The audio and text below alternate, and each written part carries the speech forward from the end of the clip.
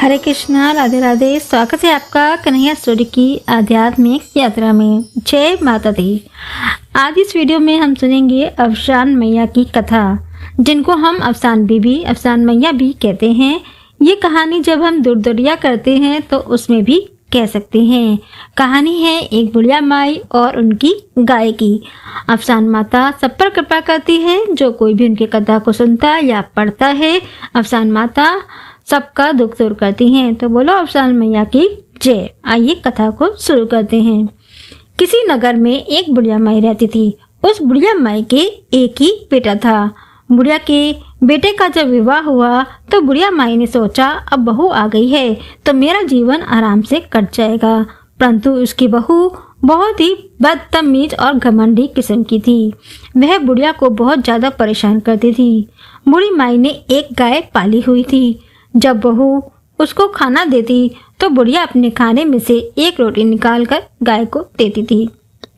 बुढ़िया अपनी बहू को भी हमेशा यह बात समझाती रहती थी कि वह चौके में बनी पहली रोटी गाय के लिए निकाल दिया करे। ऐसा करने से घर में लक्ष्मी जी आती हैं और सारे कष्ट दूर होती हैं। बहू कभी भी अपनी सास की बात नहीं सुनती थी और रोटी निकालना तो दूर, अगर रोटी बच भी जाती थी तो वह फेंक देती थी, लेकिन गाय को रोटी नहीं देती थी। जब बुढ़िया उसको ऐसा करने से मना करती तो वह उसको खरी खोटी सुना देती थी। बहू अपनी सास और गाय दोनों से बहुत चिढ़ती थी। वह बुढ़िया को भी गाय को रोटी देने से मना करती थी, लेकिन बूढ़ी माई ने गाय को रोटी देना नहीं छोड़ा था। कुछ समय बीतने पर एक दिन उसका बेटा प्रदेश कमाने के लिए चला जाता है। उसके जाने के बाद उसका कोई भी समाचार नहीं मिलता कि वह कहाँ गया और कैसा है। उसने अपने सही सलामत पहुँचने की खबर भी अपनी पत्नी और माँ को नहीं दी थी। उसकी कोई भी सूचना न मिलने की वजह से उसकी पत्नी और माँ दोनों ही बहुत दुखी थी। एक दिन बुढ़िया ने अपनी बहू से कहा, मैं हमेशा कहती थी कि तुम रोज एक रोटी गाय के लिए को दिया करो, लेकिन तुमने मेरी बात नहीं मानी। मुझे ऐसा लगता है कि माता हमसे नाराज हो गई हैं। बुढ़िया ने कहा, हम अफसान मैया से मन्नत मांगते हैं कि मेरा बेटा सही सलामत वापस लौट आए, तो हम अफसान मैया की पूजा करेंगे। बुढ़िया माई की बात सुनकर बहू चिल्लाने लगी, और अफसान माता की पूजा करने से कुछ नहीं होगा और न ही गाय को रोटी देने से ही कुछ होगा।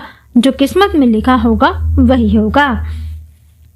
बुढ़िया जब उसको समझाती कि नहीं बहू, ऐसा नहीं है, हमें माता से अपनी गलतियों की माफ़ी मांगकर उनकी मन्नत मांगनी चाहिए।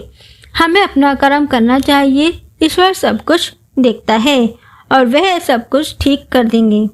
बहू कहती है कि तुम्हारे इस प्रकार से रोज रोज गाय को रोटी देने से और अफसान माता की पूजा की बात करने से मेरा पति चला गया है।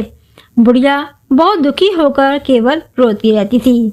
बुढ़िया माई ने एक दिन कहा कि बहू, मैं तो अफसान मैया की मन्नत मांगूंगी और पूजा भी करूंगी, और सारी औरतों को गुरुवार को न्योता दे दिया। बहू ने बुढ़िया से कहा कि मेरा पति चला गया और मैं कोई भी पूजा में तुम्हारे साथ नहीं दूंगी और ना ही कोई मदद करूंगी। तुम्हें मेरे पति के जाने की बहुत खुशी है, तो तुम अकेले ही सब कुछ करो। दुखी होकर बुढ़िया माई ने अकेले ही सारा इंतजाम किया और सुहागिनों को बुलाकर अफसान माता की पूजा की।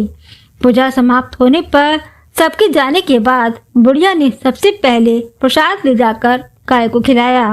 प्रसाद खाकर गाय मन में सोचने लगी कि बेचारी का एक ही बेटा था, वो भी ना जाने कहाँ चला गया, और बहू को इसकी जली कुटी कटी सुननी रहती है।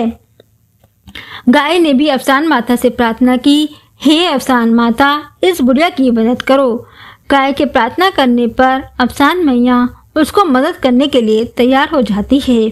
जहाँ पर बुढ़िया का बेटा गया हुआ था, वहाँ कुछ लोगों ने उसको पकड़कर कैद कर रखा था और उसको आने नहीं दे रहे थे।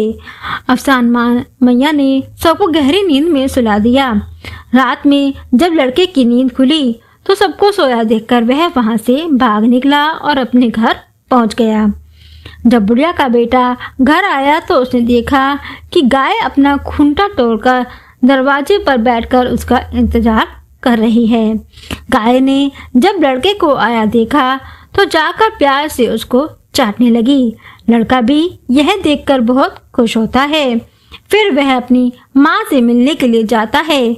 माँ ने जैसे ही अपने बेटे को देखा, खुशी के मारे अपने गले से लगा लिया। माँ ने कहा कि अफसान मैया के आशीर्वाद की वजह से ही तुम वापस लौटकर आए हो। यह सब गाय को रोटी खिलाने से और अफसान मैया की पूजा करने से ही संभव हो पाया है। मेरी बहू तो नादान है।